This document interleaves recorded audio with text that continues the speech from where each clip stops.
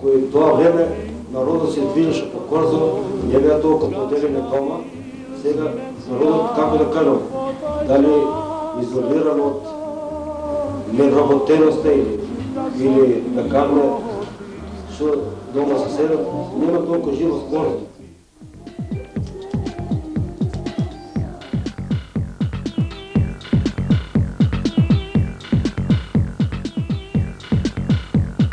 До пред неколку години беше нешто слично како што старото тук се движеа луѓе, но сега многу поретко. А што е поводот што е така? Па не знам, се менува времето, се менуват и луѓето се.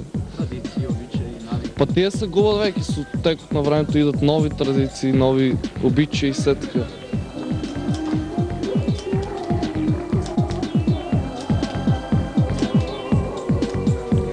Корзото постојало, знам од моите родители дека корзо постојало во градот и ми било многу убаво. Луѓето шетале порано тука.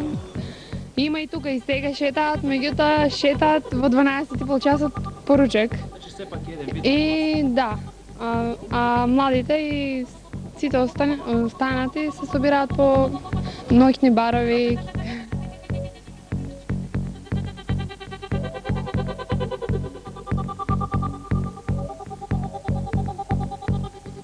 Некој вела дека постоел посебен ритуал за излегување, односно за тоа вечерно корзо. Дотерување во берберница, кај Шнајдер и така. Дали денеска истото се практикува? Не, сигурно не. Сите ние се спремаме за да излеземе, меѓутоа специјално за корзо нема ни дотерување, нема ништо, затоа што денеска корзото преминало во само еден плоштад низ кој што поминува за да стигнеш до трговскиот центар.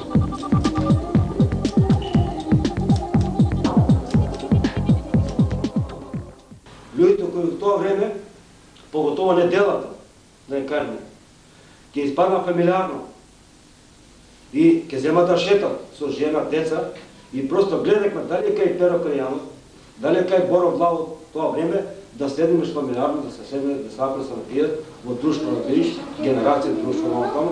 И тоа беше зборот. И улицата тоа беше со корзо, а сега нема. Тоа јас не може да кажам што е пречката, дали стандард е опаднат, паре нема, или да не се изразвам.